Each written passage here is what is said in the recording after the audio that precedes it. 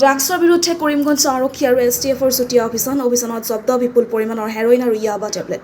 গোপন সূত্ৰৰ পমখেদি STFৰ IC পাৰ্থ সাৰথী মহন্ত আৰু কৰিমগঞ্জ আৰক্ষী অধীক্ষক পাৰ্থপ্ৰতিম দাসৰ নেতৃত্বত চলোৱা এই অভিযানত জব্দ হৈছে 1300 গ্ৰাম হেৰইন আৰু 3,50,000 পৰিমাণৰ ইয়াবা টেবলেট। এই ড্ৰাগছখিনিৰ মূল্য 115 কোটি টকাৰ অধিক। এই ঘটনাত লগত জড়িত 4জনক আৰক্ষীয়ে আটক কৰিবলৈ সক্ষম হৈছে। ফুজাইল আহমেদ, নয়মুল হক, আতিকুৰ ৰহমান আৰু জগজিৎ দেৱ। NL01AC 4764 নম্বৰৰ এই ট্ৰাকৰ গোপন চেম্বাৰৰ যোগেদি অনা হৈছে এই ড্ৰাগছখিনি। উল্লেখ্য, জব্দ হোৱা ট্ৰাকৰ মালিক হবিবুৰ ৰহমান হৈছে এজন ড্ৰাগছ ব্যৱসায়ী। যোৱা কিছুদিন আগতে ড্ৰাগছ পাচাৰ কৰিবলৈ গৈ আৰক্ষীৰ হাতত বন্দী হৈ বৰ্তমান কৰিমগঞ্জৰ কাৰাবাসৰ জীৱন অতিবাহিত কৰিছে। আজিৰ এই ড্ৰাগছখিনি তেওঁৰ পিতা নয়মুল হকে সৰবৰাহ কৰিবলৈ গৈ আৰক্ষীৰ হাতত আটক হয়। কৰিমগঞ্জৰ পৰা Sachindra Sharma report, North East Frontier News. Input আছিলে, সেই ইনপুটটোৰ মতে আমাৰ এটা অপাৰেশ্যন চলোৱা হয়। সেইটো অপাৰেশ্যনত আজি এখন ট্ৰাক ধৰা হয়। এই ট্ৰাকখনৰ তাত আচলতে আপোনালোকে জানে যে তেওঁলোকে সদায় এই বস্তুবিলাক চিক্ৰেট চেম্বাৰত আনে আৰু সদায় বেলেগ বেলেগ ধৰণৰ বুদ্ধি কৰি আনে। এইবাৰ যিখিনি আছিলে ড্ৰাগছখিনি আনিছিলে গিয়াৰ বক্সৰ তলৰ এটা চিক্ৰেট চেম্বাৰ, যিটো গিয়াৰ বক্সৰ তলত আৰু পিছফালে য'ত বস্তু আনে তাৰ ওপৰত ত্ৰিপাল পৰা থাকে বৰষুণৰ পৰা বস্তুবোৰ বচাবলৈ। সেই ত্ৰিপালখন ডাবল কৰি দিছে, ডাবল কৰি দি তাৰ মাজত ভৰাই দিছে। তাৰমানে যদি পুলিচে গাড়ীখন চেক কৰে, ত্ৰিপালখন যদি পুলিচে বিচাৰেতো বস্তু চেক কৰিব, সেই ত্ৰিপালখন বিচাৰি দিয়াৰ লগে লগে ত্ৰিপালৰ লগত সেই বস্তুখিনিও যিখিনি ড্ৰাগছ আছিলে ড্ৰাগছখিনিও আঁতৰাই দিছে। বেগটো খুলি পেলাই বেগটো খোলে, কিবা এটা ঢুকিব থাকিলে যিখন কাপোৰে ঢুকিব থাকে সেইখন কাপোৰখন বিচাৰি পেলাই আপুনি তলত থিয় হৈ যায়।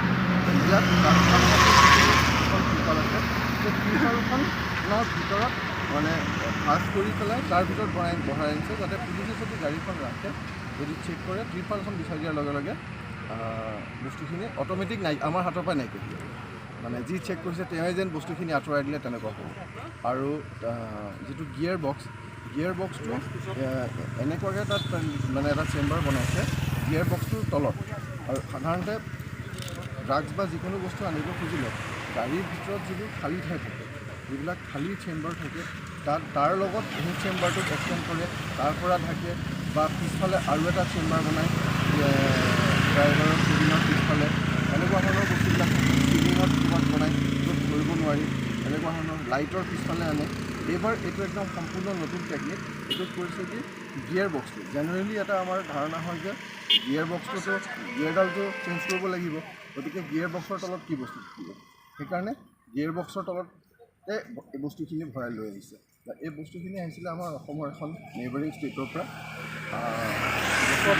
সেইখিনি যিটো সদায় হয়, সাধাৰণতে যিটো আমাৰ মেইনলেণ্ডলৈ যায়, তাৰ পৰা য'ত বস্তুৰ দাম আটাইতকৈ বেছি, যিবিলাকত এটা টেবলেট দাম 3,000 টকাকৈ বিক্ৰী হয়, সেই ঠাইখিনিলৈ গ'লহেঁতেন। যিখিনি উন্নত চহৰ আছে ঠাই আছে, সেই ঠাইখিনিলৈ এইখিনি লৈ গ'লহেঁতেন।